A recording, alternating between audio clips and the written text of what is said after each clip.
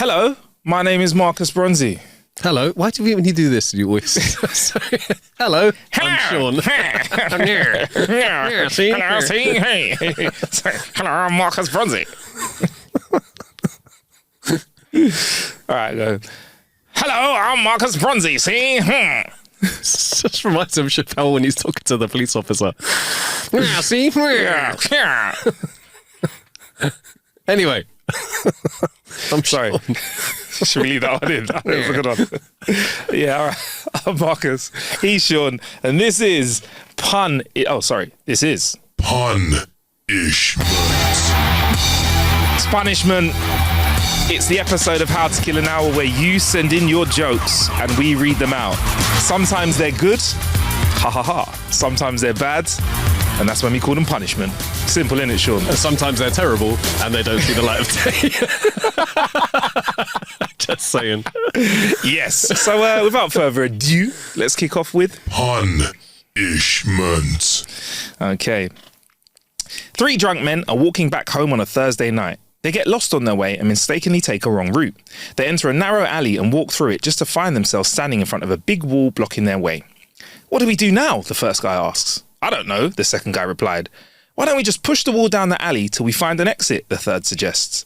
What a great idea. So they all agree and crack on. Each took off their shirt, threw it behind their back and flexed their muscles and started pushing against the wall with all their strength. A few moments later, an old man walks by and sees 3 drunkards trying to push a solid wall that isn't going anywhere. He laughs and steals the pile of shirts that's behind them and leaves.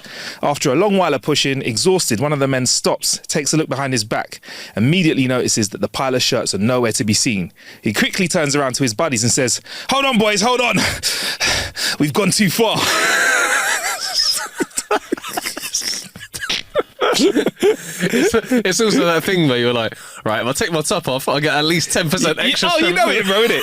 It's that, and also, you know, like when you put a pencil behind your ear, you become 10 times better a builder or a DIY putter together. You get That's me? a good point. You know, at the moment that pen goes behind your ear, you feel like you've qualified yourself up to like professional DIY. Do you know what? It's so true. A lovely woman approached a pawnbroker at a local mall. She said to him in almost perfect English, "Please, I am looking for one nightstand." Liking her accent, the man closed his shop and they both went to a bar for a couple of drinks, a show, then a nice restaurant. Afterwards, they headed back to his place for a romantic interlude. As the sun began to rise the next morning, he smiled sweetly at her sleepy face and said, "So how was that?" "Was wonderful," she replied. "But I still have no place to put bedside lamp."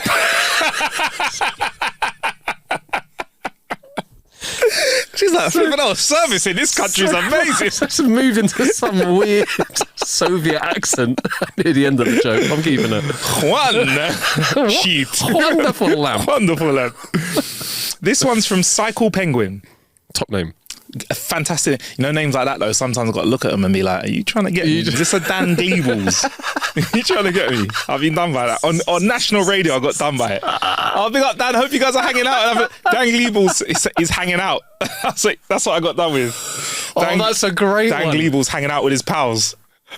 Got done. That's a gem. I'm sorry. That's Do you know what? That'd be a good quiz team. Innit? Dan Gleebles. Yeah.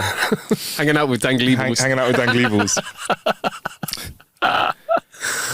Silly Scott's wife went into labour in the middle of the night and the doctor was called out to assist in the delivery. To keep the nervous father-to-be busy, the doctor handed him a lantern and said, "Here, you hold this high so I can see what I'm doing." Soon, a wee baby was brought into the world. "Whoa there, Scotty," said the doctor. "Don't be in a rush to put down the lantern. I think there's another wee one to come." Sure enough, within minutes, he had delivered a bonny lass. No, don't be in a great hurry to be putting down that lantern, lad. It seems there's another one," cried the doctor. Scott scratched his head in bewilderment and asked the doctor, "Do you think the light's attracting them?"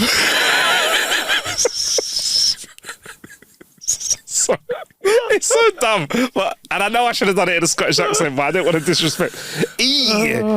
Sorry.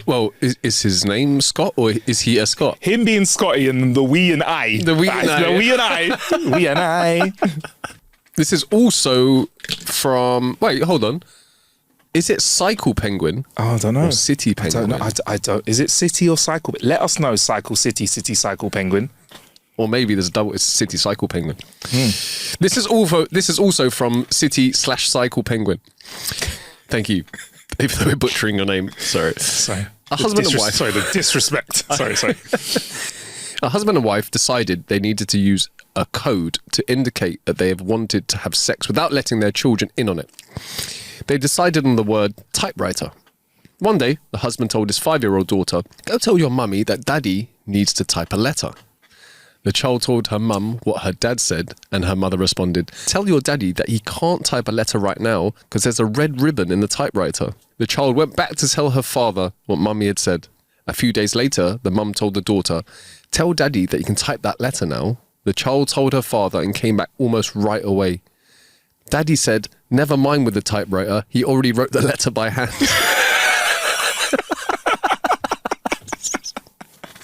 I love a euphemism. There we Love go. it. Poor kid's going to be traumatized when one day they're going to be like having a drink with their friends and just go, "Oh my God, we never had a typewriter at home." This is from Jirogo Felix. I hope I'm saying your name correctly, Jirogo. Or Jirogo Felix. Greetings. I think it's Jirogo. Greetings all the way from Africa. A little country called Uganda is where I'm from. Not Wakanda. Uganda actually exists. So anyone, I've got a wild one for you. Bruv. Not talking to us in the UK. Yeah. Come on. So yeah, big up to the Ugandan crew. Indeed. There was a chap called Greg who had a loyal servant called Tom for many years. Wanting to reward him, Greg knew that Tom had always wanted a bike. So one day he surprised him by taking him to the bike shop. Tom was ecstatic and picked out his dream cycle.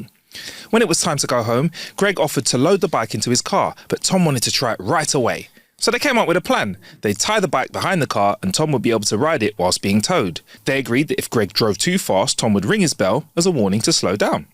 Off they went, with Tom ringing the bell occasionally and Greg easing off the accelerator since he loved to speed a little bit, especially in his BMW.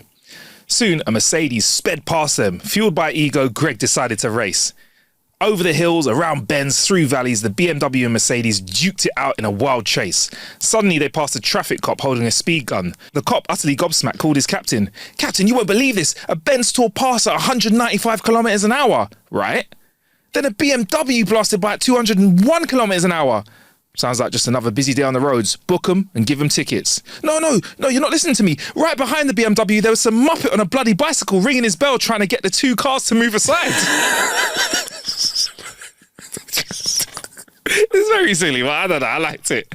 It's a nice one. It's also, it could be very, very true because a guy will be like, "Nah, it's fine, man. I'm just driving at 20. Yeah. And then the ego gets involved. They're like, Yeah.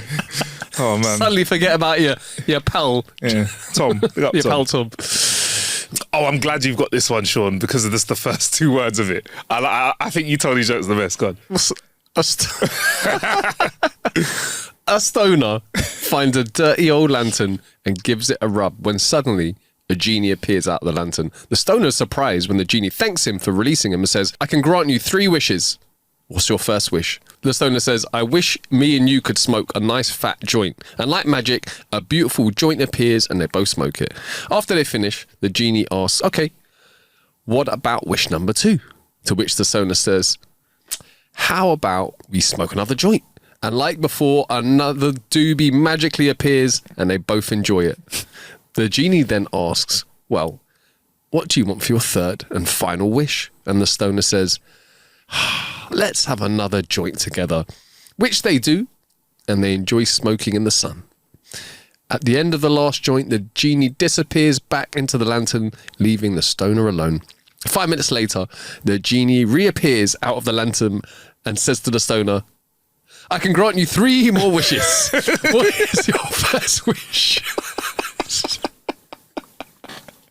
Wait a minute. Would it be 3 more wishes, or would it be "I can grant you 3 wishes"? Because he would have forgotten. Is that the whole point? I don't know. It's either, I don't know. Is it? Yeah, maybe. Maybe try it like that then. That line. And I'll laugh as well. We did it last one. 5 minutes later, the genie reappears out of the lantern. Or should I say that he rubs it again after 5 minutes?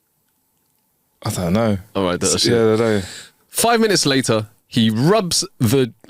5 minutes later, He rubs the lantern again, and the genie reappears and says to the sonar, I can grant you 3 wishes.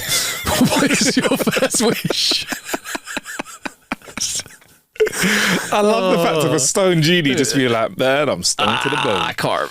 It's probably a couple more wishes. All right, cool. A few more. Why do scuba divers fall backwards out of their boats? Why? Because if they fell forwards, they'd still be in the boats.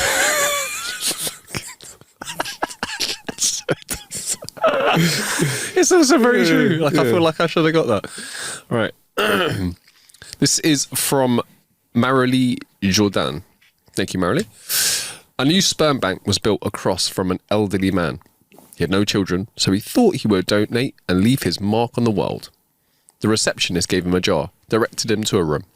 After an hour, he shuffled out, laid the jar on the counter and told the receptionist, I just can't do it. I use my right hand. I use my left hand.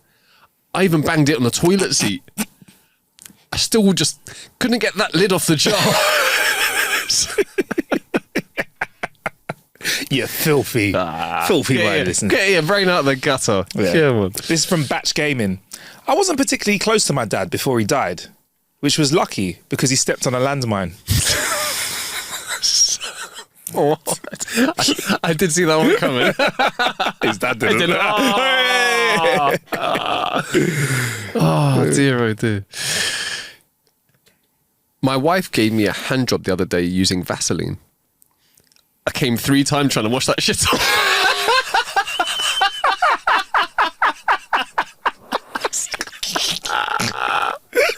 Oh, that's a good one.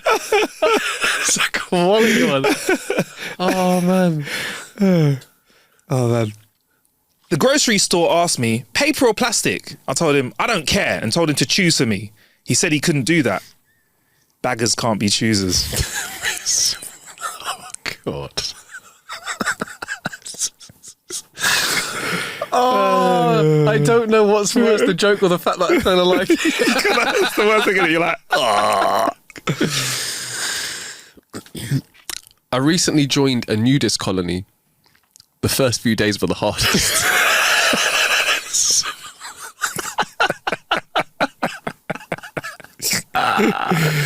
Okay. Teacher, if you have $1 and you ask your dad for another $1, how many dollars do you have? Little Johnny, $1. Teacher, I'm sorry, Johnny. It seems you don't know your maths. Little Johnny, I'm sorry, miss. It seems you don't know my dad.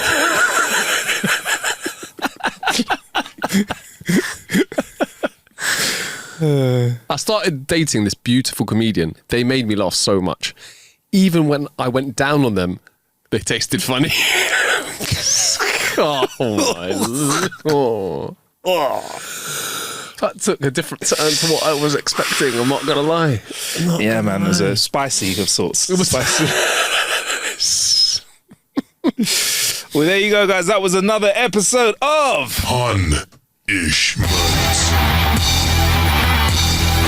If you want to send your jokes in, I don't know why it sounded like I was going to start rapping. If you want to send your jokes in, we have a new way of sending jokes in. Thank you for sending them in, guys who have stopped emailing us. I won't say the email address again because I don't want to confuse everyone. But if you want to get your jokes in, howtokillanhour.com/jokes / for the old school people. That's howtokillanhour.com/jokes. You can send your jokes in, and also we'll help you keep abreast of everything How to Kill an Hour we're doing moving forward. Also, thanks for following us on the socials at How to Kill an Hour if you're not doing that already, and we'll be in your ears next time. All right, peace.